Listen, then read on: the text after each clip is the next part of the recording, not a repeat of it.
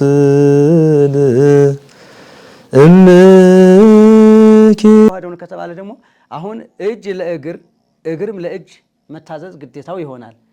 ከባለቤታቸው ጋር ከትዳር አካላቸው ጋር እነዚህ አካላት አንድ ላይ ሆኖ የሚቀጥሉበት እድል አይኖራቸውም ማለት ነው። እና ባልና ሚስት አንድ አካል ናቸው ከተባለ እንደ ቀኝ እጅና እንደ ግራ እጅ፣ እንደ ቀኝ እግርና እንደ ግራ እግር፣ እንደ ቀኝ ዓይንና እንደ ግራ ይሁን ይላል። ስካር ከጽድቅ ስራ ውጪ እንደሆነ የኃጢአት ተግባር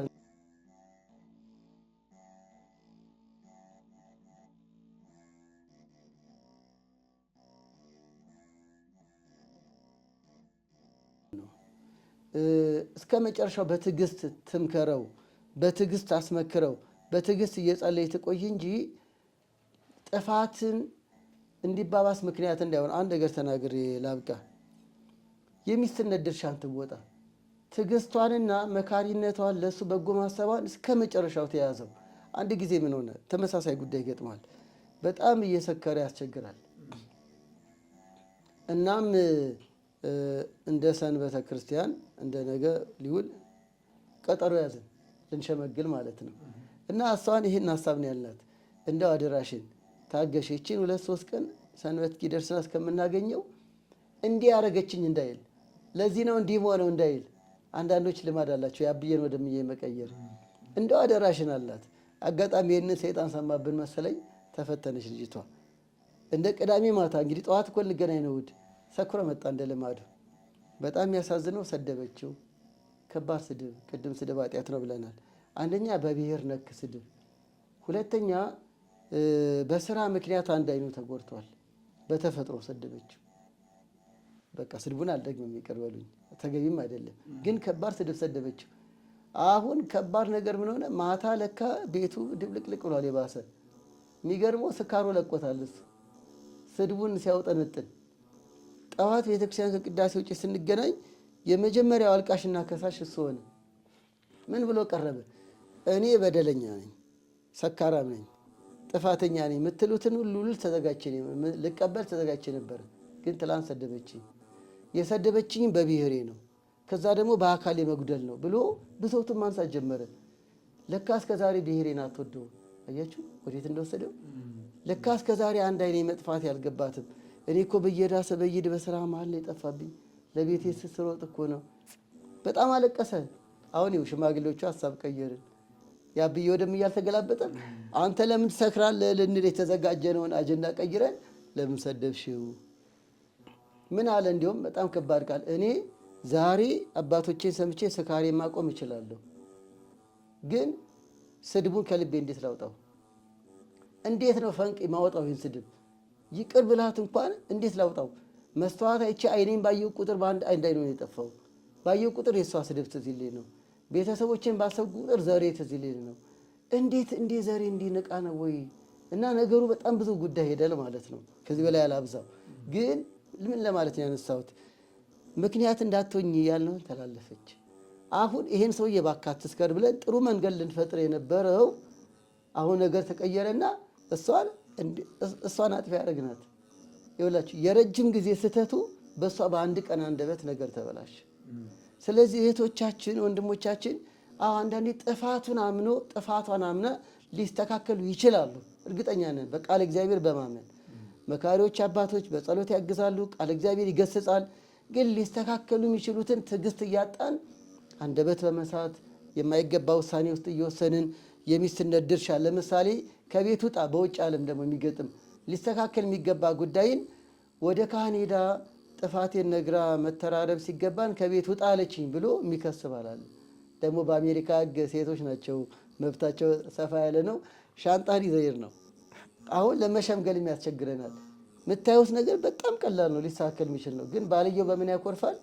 እንዴት ነው የልጆቿን አባት ገና የአሜሪካ ሕግ ደልቶባት እንዴት በስጋው ደግሞ የተጋባ ነውን ሻንጣ ይዛ ወጣለችኝ። ግን ቀድሞ ጥፋተኛ እሱ እኮ ነበር።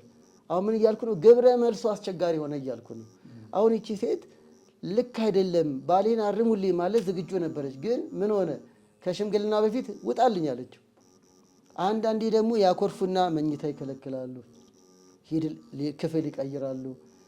ጥፋተኛውን በጥፋት ለማስተካከል አይሞክሩ ነው።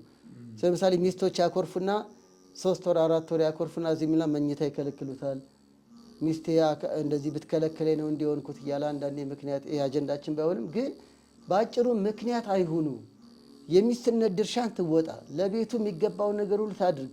ለባሏ የሚገባውን ሁሉ ታድርግ። የእሱ ስካር በአንድ ጀንበር ሊወገድ ይችላል እግዚአብሔር ከፈቀደ። ካልሆነ ደግሞ በተከታታይነት ምክክር ሊወገድ ይችላል፣ ሊስተካከል ይችላል፣ ይስተካከላልም። ስለዚህ ማባከን መስከር ኃጢአት ነው፣ ነውር ነው። ግን እህታችን ሰሮች ጥያቄዋ ትታገሰው፣ ትምከረው፣ ታስመክረው፣ ትጸልይ፣ ስዕለትም እስከ መሳልት ድረስ በትዕግስትና በፍቅር ይህ ክፉ ልማዱ እንዲስተካከል ታድርግ እንጂ እሱ እንዲህ ብታደርገኝ ነው እንዲሆንኩት እንዳይል ምክንያት ላለመሆን ጠንቃቃ ትሁን ለማለት ነው። አመሰግናለሁ። ጥያቄ ያላችሁ እንዲህ አይነት ህይወትም ያላችሁ እህቶቻችን፣ ወንድሞቻችን፣ የመንፈስ ቅዱስ ልጆቻችን ሁላችሁም በራሳችሁም አባቶቻችሁም በቤተ ክርስቲያን በጸሎትም ጭምር መታገስ እንጂ ክፉን በክፉ መቃወም እንደሌለብን አባቶቻችን በሚገርም አንደበት በሚጣፍጥ አንደበት እየገለጹት ነው። መጽሐፉም የሚለው ኢትማአወ ለእኩይ በእኩይ አላ ማኦ በገቢረ ሰናይ፣ ክፉውን በክፉ ሳይሆን በመልካም ነገር ተቃውመው ነው ያለው እና ክርስቶስም እዚህ ላይ ዲያብሎስ ክፉ ነው፣ ምንም ጥርጥር የለው፣ አቻ የሌለው ክፉ። ለዚያው ግን ክፉ በክፉ አይደለም የቀጣው። መጀመሪያ ትሕትናውን አሳይቶ እኛን መስሎ ይህን ሁሉ ዋጋ ከፍሎ ነው እና ትዕግስት ስንታገስ የክርስቶስ ልጆች መሆናችን ማስመስከራችን ስለሆነ እንድትታገሱም በእግዚአብሔር ስም እንጠይቃለን። ይሄን ነው አባቶቻችን የነገሩን። ቃለ ሕይወት ያሰማል። አባታችን መጋቢያ ኤላፍ ቀሲስ ፋሲል ባሉት ላይ የሚጨምሩት ሀሳብ ካለ እስኪ እርሶም ደግሞ ይጨምሩልን። በእውነት በበቂ ደረጃ በጣፈጠ አንደበት ከገጠመኝ ጋር በተሰናሰለ መልክ ስለመለሱትን የዚህ ላይ የምጨምረው የለኝም። ሀሳባቸው ሀሳቤ ነው፣ ምክራቸው ምክሬ ነው። እንግዲያውስ ተከተውር አባታችን ቀጣይ ጥያቄ ወደ እርስዎ ነው የምመጣው። ስራ ሳለኝ ታከብረኝ የነበረች ባለቤቴ አሁን እሷ ስራ ስላገኘችና እኔ ደግሞ በአንጻሩ ከስራ ስለተባረርኩኝ በሰው መካከልም እንዲሁ ብቻችንም ስንሆን ትነቅፈኛለች፣ ታዋርደኛለች እና እንዳልተዋት ሃይማኖቴም አይፈቅድም። እንደገና ደግሞ እኔም ልጆችም ባለቤቴንም እወዳለሁ። ስለዚህ ይችን ባለቤቴን በምን መልኩ ነው ማስተካከል ያለብኝ? ቤተ ክርስቲያን ምን ትላለች? የሚል ጥያቄ ነው የተነሳውና ይህን ጥያቄ እንዲመልሱልን። ግሩም፣ በጣም ጥሩ ጥያቄ ነው። በነገራችን ላይ የሚከሰትም ክስተት ነው። በአንድ ወቅት ባል ስራ ሊያገኝ ሚስት ስራ ልታጣ ትችላለች።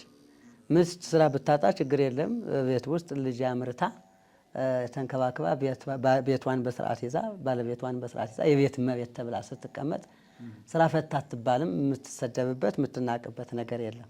የምትከበርበት ተፈጥሯዊ ነገር ነው ያለው። ባል ስራ ሲፈታ ገጠመኙ ደግሞ ሚስት በአንጻሩ ግን እግዚአብሔር መግቦቱ ስለማይጓደልበት በባል በኩል የጎደለውን በሚስት ሲያሟላው እንደው ደስተኛ መሆን ሲገባት ደካማነት አለ በተፈጥሮ። እስመ ድኩም ፍጥረት እዚህ አሁን ለአንስት ብሎ ቅዱስ ጴጥሮስ ይነግረናልና የሴትነት ተፈጥሮ ደካማነቱ በዛ ይላል። በዚህ በኩል ምናልባት እንግዲህ እናቶችን ለመንቀፍ እህቶችን ለመንቀፍ እንዳልሆነ በቅንነት ማንም ሰው ይረዳናል ብዬ ተስፋ አደርጋለሁኝ። ከእናት ያልተገኘ የለም፣ ከሴት ያልተገኘ ወንድ የለም። ግን ይህ ተፈጥሯዊው ነገር እኛን ብንደብቀው መጽሐፍም አይደብቀውም።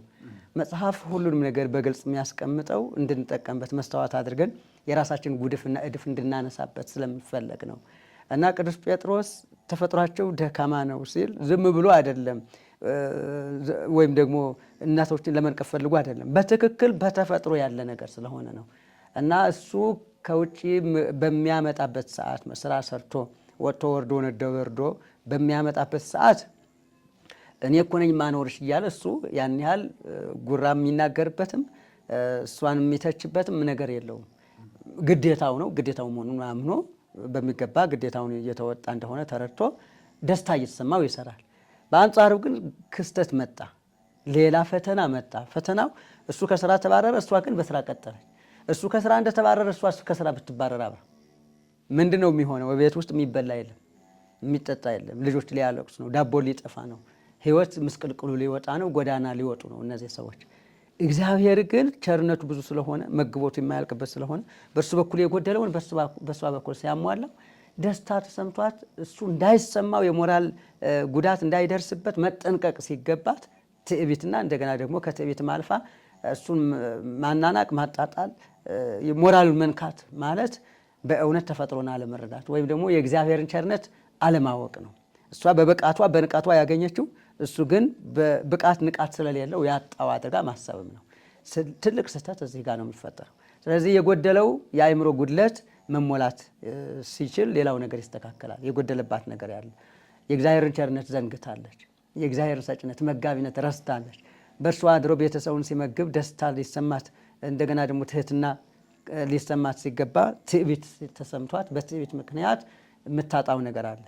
እንዲህ አይነት ብቻ አይደለም። እኔ በዚህ በኩል የገጠመኝ አንድ ገጠመኝ ነበረ።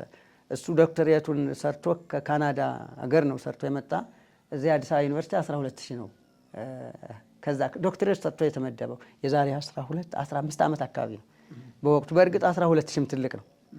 እሷ ግን ዶክተሬት የላትም።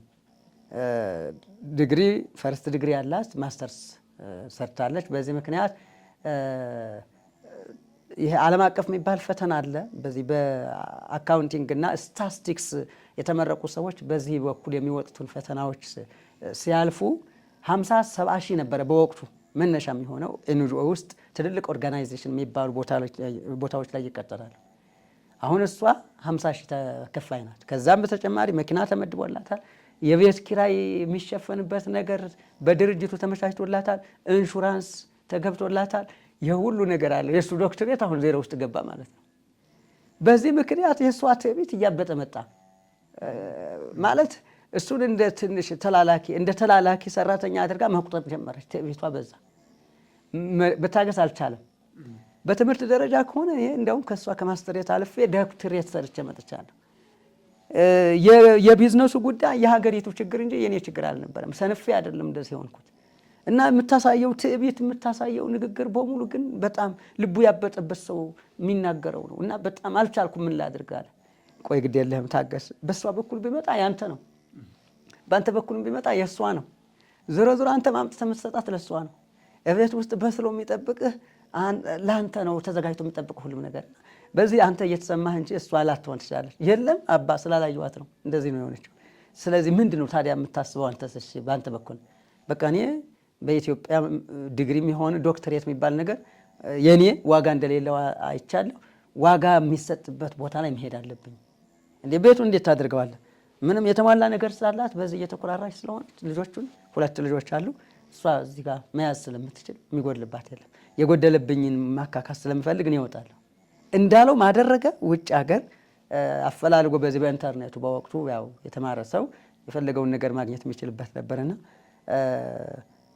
ሳይንቲስቶች የምርምር ውጤታቸውን በሚገባ አቅርበው ዋጋ የሚያገኙበት ቦታ ላይ የሚያስገባ ውጤት ነበረው። በጣም ችሎታለሁ። እዛ ላይ አመለከተ። የምርምር ውጤቶቹን እዛ ላይ ያቀረበ።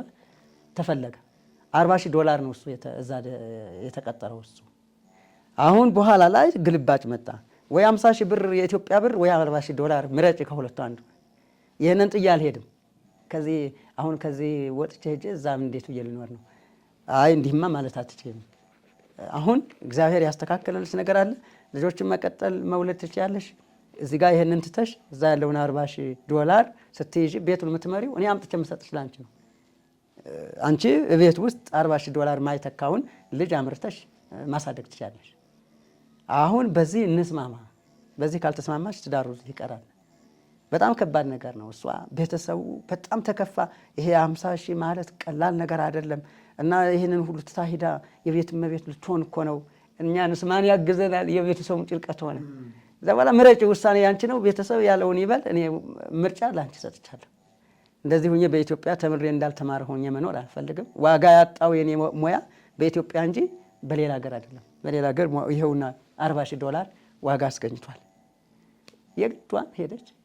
በኋላ ላይ ጸጥ ለጥ ብላ ልጆቿንም እየተንከባከበች ባሏንም እየተንከባከበች ቀጠለች። እዛ ሁነው ግን ውጤቱ ዝሮ ዝሮ እዚህ ፎቅ ሰራ። ያ $40,000 አቀናጅተው እዚህ ፎቅ ሰርተው ቤተሰብም የሚጎድልበት እንዳይኖር ልጆችም ሲመጡ ኢትዮጵያ ውስጥ ሲመጡ የሚያርፉበት ተከራይቶ ደግሞ ብዙ አገርን የሚረዳ እንዲሆን አድርገው ይህንን ስራ የሰሩ ባልና ሚስት አውቃለሁ። እኔ አሁን እዚህ ጋር ግን የሚስትየዋ ደካማነት ቅዱስ መጽሐፍ እንደተናገረው በአካል አሳየኝ።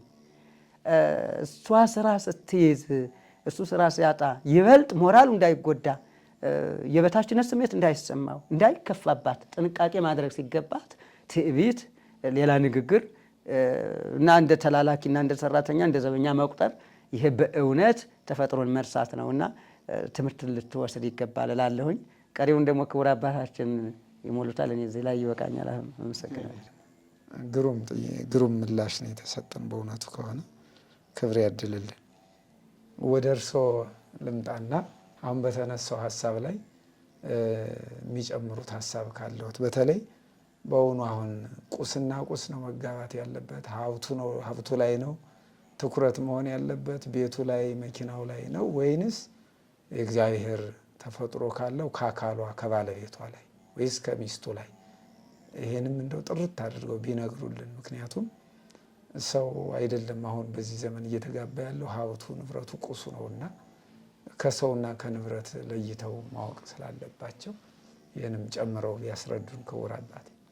አዎ በጣም ጥሩ። መጋቢ እኮ ከገጠመኝ ጭምር በሚገባ ገልጸውታል። ያው እንግዲህ እንዳይታጎል ያል ነው ያስብላል። ይሄኔ በእውነት ስራ ስፈታ ናቀችኝ የሚለው ትኖራሱ ይከብዳል። እውነት ከሆነ ሀሳቡ እንዲህ ያለ ጉዳይ አስቀድሞ ከጋብቻ በፊት በሚሰጥ ግንዛቤ በሚኖራቸው የጋብቻ አቋምም አስቀድሞ መፍትሄ ሊያገኝ የሚገባ ነው። የእሷ የሆነ ሁሉ የእሱ። የሚገርመው እኮ መጽሐፍ ቅዱስ እንኳን አይደለም ገንዘብ እንኳን ንብረት እሷ እኮ የእሱ ነች። በራሷ ላይ ስልጣን የላትም ነው እኮ የሚለው። ስልጣን የባሏ ነው እንኳን ገንዘብ። አንደኛ ቆሮንቶስ ምዕራፍ 7 ላይ በራሱ ላይ ስልጣን የለውም፣ ስልጣን የሚስቱ ነው። ተፈቃቅደው አንድ አካል ሆነው አንድ ዓላማ ሆነው እንዲኖሩ ነው እንግዲህ። ስለዚህ ቅድመ ጋብቻ ላይ የሚሰራ ጉዳይ ነው። እንኳን ገንዘብ በእሷ ላይ ውሳኔ ሰጪ እሱ ነው። በእሷ ላይም እንደዛው በእሱ ላይ እሷ ነች እና አንደኛ ቆሮንቶስ ምዕራፍ 7ን ያተኩሩበት ጠያቂያችን አስቀድመው የሚገቡትም ቃል ነው። እንኳን አይደለም ገንዘብ በይበልጥም በቤተክርስቲያናችን መከነች፣ ሰነፈች፣ ደህየች ብዬ ላልተዋት ደህየ ብዬ ላልተወው በእግዚአብሔር ፊት እኮ የገባ ነው ቃል ኪዳን ነው። ጋብቻ በረከት እንዳለ ሁሉ ፈተና አለው። የቀድሞ የሚገነዘቡት ጉዳይ ነው። እንኳን ገንዘብ ሊያልቅ ጤናም ሊያልቅ ይችላል እኮ። ደግሞ የሚደንቀው መታመም እንዳለ ሁሉ ደግሞ መዳንም አለ። ይህንን ቀድሞ ቅድም እኮ አሉ ሁሌ ድሃ ሆኖ እንዲኖር መስሏት ነበረ። ግን በኋላ ላይ የበለጠ ገንዘብ አግኘ ባልሆነ ህይወት እኮ ብርቱ ሰልፍ ነው ብሏል። ዛሬ ላይ ቢጨልም ይነጋል እኮ። ስለዚህ መታመም እንዳለ መዳን አለ። በጦቢት ቤት ጦቢት ኩስ ጥላበት አንዲት ወፍ አይነ ስውር ሆነ። አይነ ስውር ሆኖ እኮ አልዘለቀም፣ አይኑ በራ። በመጽሐፍ ጦቢት ላይ እንደዚህ እኮ ነው። ኢዮብ ልጆቹን አጣ፣ በዛው ዘለቀ። 10 ልጅ ወለደ እኮ። 6000 ከብት አለቀበት፣ 14000 ያተረፈ በኋላ ላይ ያውም በስጋውም በነፍሱም ጻድቅ ተብሎ። አሁንም ሚስትም ባልም ሊያውቁ የሚገባው በትዳር ውስጥ ማግኘት አለ፣ ማጣት አለ።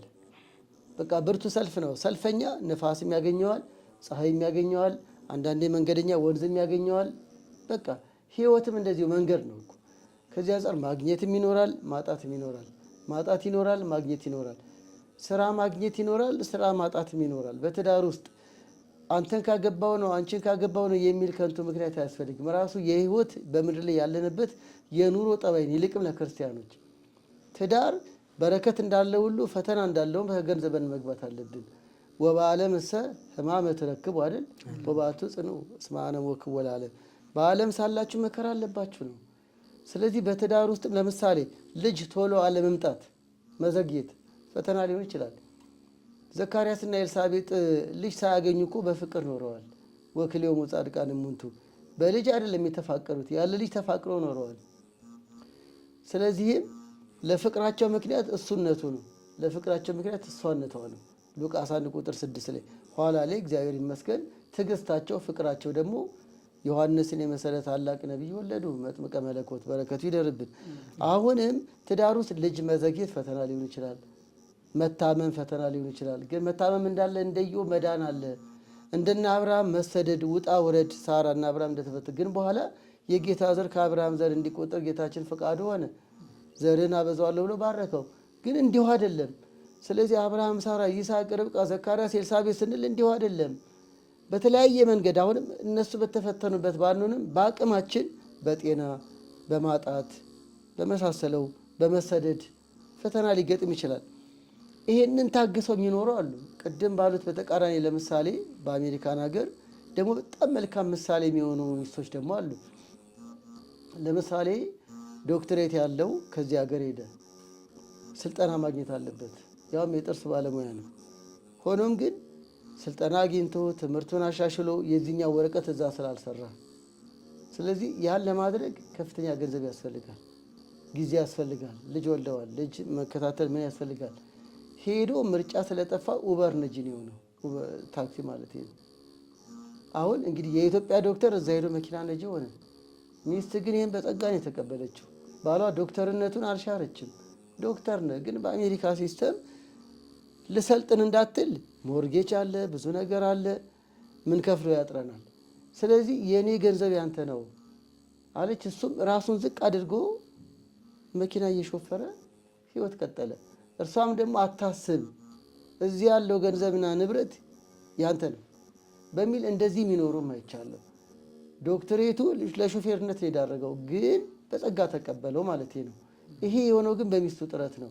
እሱ ለመንቀሳቀስ ያህል ሰርቶ ለመምጣትና እሷን ለማገዝ ያን ይጥራል እንጂ ምክንያቱም ዶክትሬቱን ለማሻሻል ጊዜና ገንዘብ ያስፈልገዋል።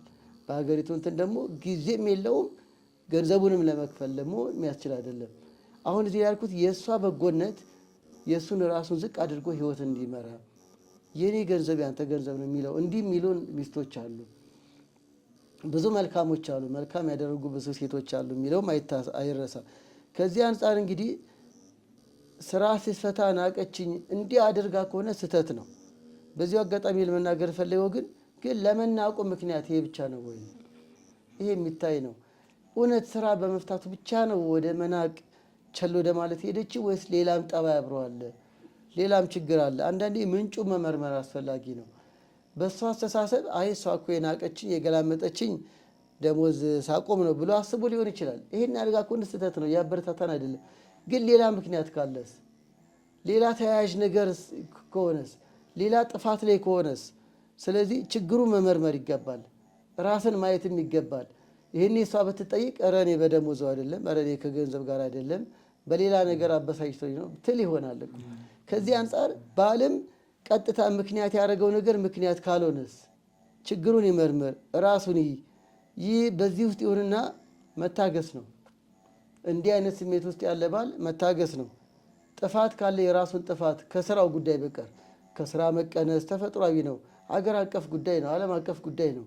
እሱ በራሱ ያመጣው አይደለም። ቅድም እንደተባለው አንዳንዴ ሁኔታዎች አኗኗር የሚያመጣው ጉዳይ ነው። አንድ ሰው ቢታመም ወዶ ይታመማል እንዴ? በእውነት ከሆነ አንድ ሰው በተለያየ ውጣ ውረድ ቢደኸይ መርጦ ደሃም ይሆናል? ስለዚህ አንዳንዴ ሁኔታዎች የሚያመጡት ነው። ነባራዊ ጉዳዮች፣ የተፈጥሮ መዛባቶች፣ የአግኝቶ ማጣቶች፣ የጤና መቃወስ የሚያመጣቸው ጉዳዮች ነው። ስለዚህ እሷም ይህ ስራ ማጣቱ ከሁኔታዎች ደክሞ ስራ ትቶ ስራ ንቆ ከሆነ ሊገሰጽ ይገባዋል። ግን ተፈጥሮ፣ ጤና ማጣት፣ አካባቢ የመስሪያ ቤቶች መዘጋት፣ የኢኮኖሚ መውደቅ ያመጣው ጉዳይ ከሆነ ግን ልትገነዘብለት ይገባል ለማለት ነው። እሱም ደግሞ ይህን ሊያስገነዝብ ወዶ እንዳልሆነ ስራ ያጣው በሁኔታዎች ክስተት እንጂ እሱ ስራን ንቆ ስራን ጠልቶ እንዳልሆነ ሊያስረዳት ሊታገስ፣ በዚህ አጋጣሚ ደግሞ በየትኛው መንገድ ራሱን ለማሳደግ መጣር አለባት። በትክክል ምክንያቱ ይሄ ከሆነ ደግሞ በቃ ራሱን ለማሳደግ ስራ ሳይንቅ ቅድም እንዳልነው ዶክተሩ ሄዶ ታክሲ ሹፌርነት ትልቅ ስራ ነው ሆኖ ጥሩ ገቢም ያለው በቃ እኔ ዶክተር ነኝ በሀገሬ ጋውን ለብሼ ሰው ባክም ነኝ አላለም። በቃ አሁን ሰው ሀገር ነው ያለሁት፣ ሚስቴር ማገዝ አለብኝ፣ ራሴን ዝቅ አድርጌ መስራት አለብኝ ያለ። ልክ እንደዚህ እንደሚያስቡ በጎች እንዳሉ ሁሉ እሱም ይህን ያህል ደሞዝ ነበር ማገኘው ተከብሬ እንዲህ አዛዥ ሆኜ ነበር የሚል ስሜት ከሆነ ታዛዥ ሆኖ በቃ ራሱን ዝቅ አድርጎ ስራ ሳይንቅ የሚስቱን አስተሳሰብም ስራ በመውደድና ሰርቶ በመግባት ሀሳቧን ለማስተካከልም ራሱን ማሳደግ ላይ የሚያተኩር ምክንያት አይሁን፣ ቅድም እንዳልነው የሚለውን ሀሳብ ለመስጠት ነው። እናመሰግናለን።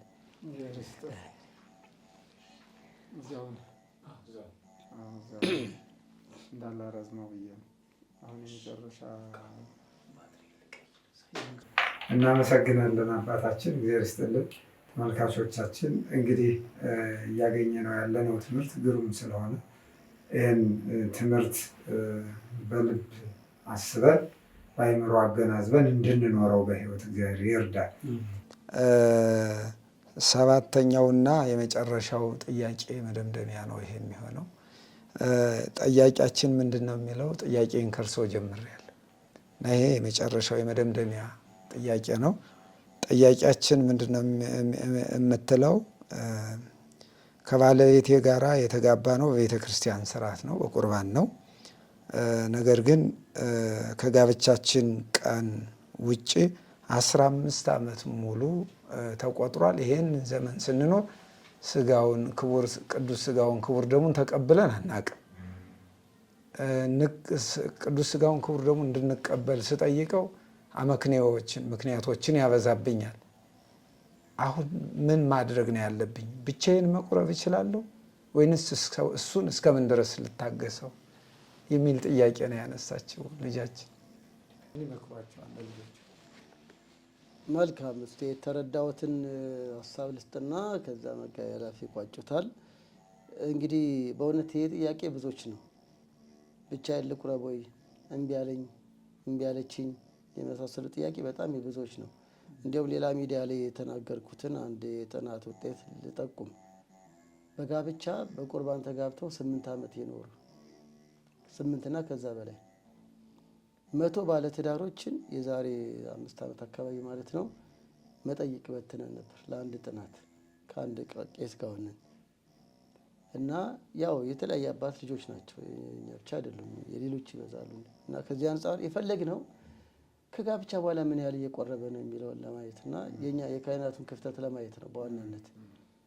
100ዎቹ ሞሉ። በ100ዎቹ ውስጥ 8 ዓመት ጋብቻ ይኖሩ፣ ከዛ ከ8 ዓመት በፊት በቁርባን የተጋቡ ማለት ነው። 67ቱ ድጋሚ አልቆረቡ። ከ167ቱ መልሳቸው ላይ ድጋሚ አልቆረብንም ይላል። ይህ አስደንጋጭ ነው። ብዙዎቹን እልል ብለን ድረን በእውነት አመስግነን ድረን ሰብከን ቅኔ ተቀኝተው ሊቃውንቱም ድረን ድጋሚ የማይቆርቡ ብዙዎች ናቸው። ከአገልጋዩ 8 ዓመትና ከዛ በላይ 67ቱ ድጋሚ አልቆረብንም አሉ። ስማቸው ስለማይጠቀስ ማንነታቸው ስለማይጠቀስ ግልጽ መጠይቅ ነው የሰጡን። ይሄ ምን ያሳየናል ነው? ድጋሚ እየቆረቡ ማይኖሩ ብዙዎች ናቸው ማለት ነው። የዚህ ችግር ምንድን ነው ነው? ይህ ጥያቄ የአንድ ቤተሰብ ጥያቄ ስላለን ነው። አንደኛው የግንዛቤ ማነስ ነው። በዚህ ግንዛቤ ማነስ ውስጥ ግን ንስሐ አባትም ድርሻ አለ። ቅድመ ጋብቻ በአግባቡ ትምህርት አለመስጠታችን። በዚህ አጋጣሚ ከኔ የበለጠ ትረዳላችሁ። ቅድመ ጋብቻ ትምህርት ፈልጌ ነበር፣ የት ልማር ቢል አንድ ልጅ የት ነው የምትልኩት? እኔት እንደምልኩ አላውቅም።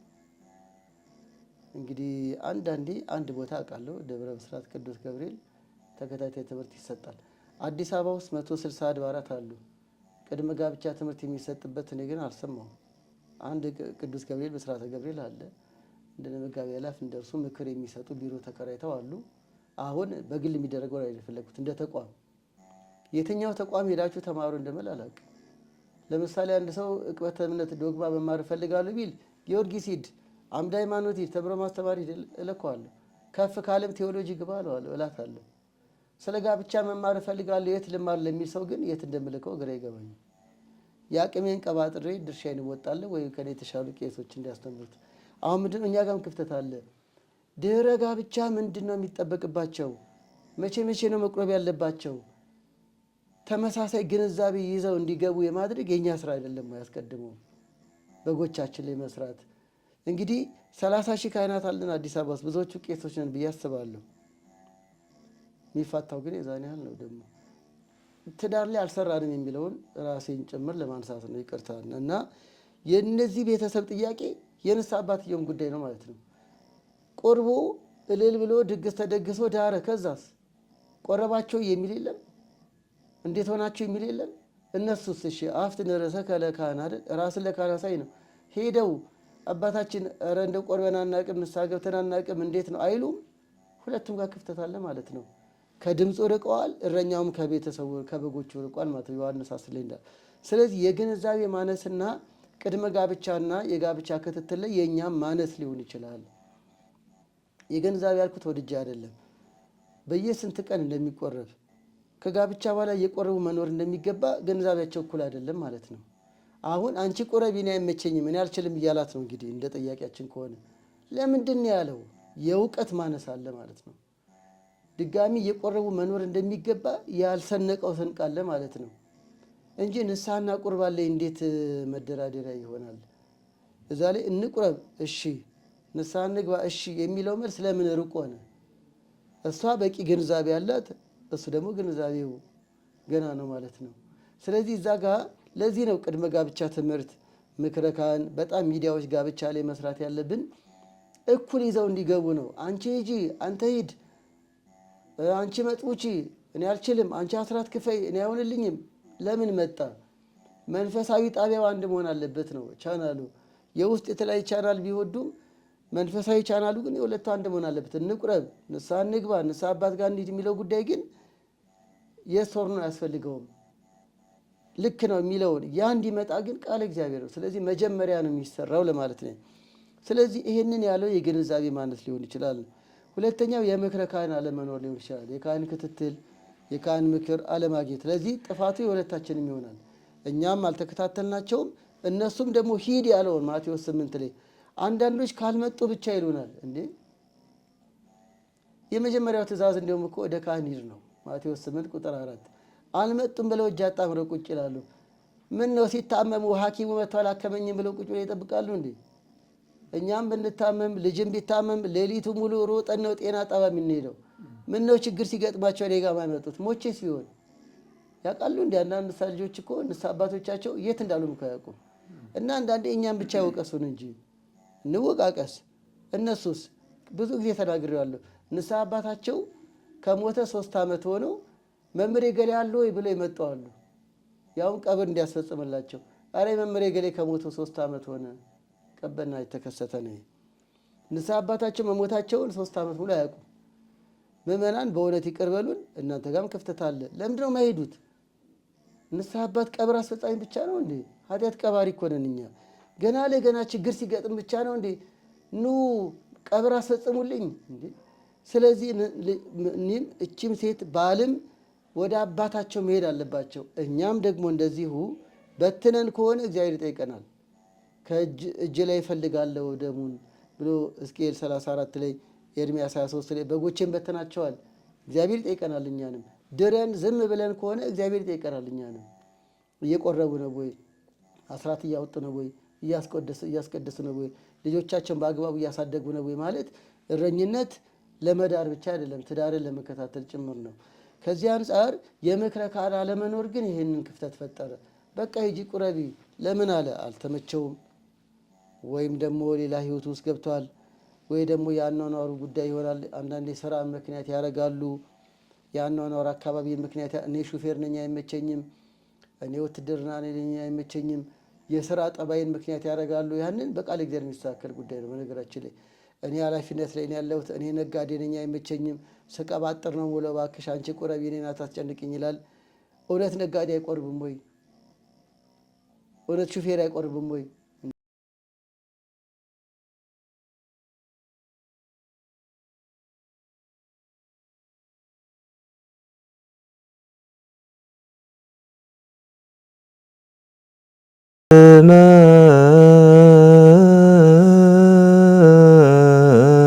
መስ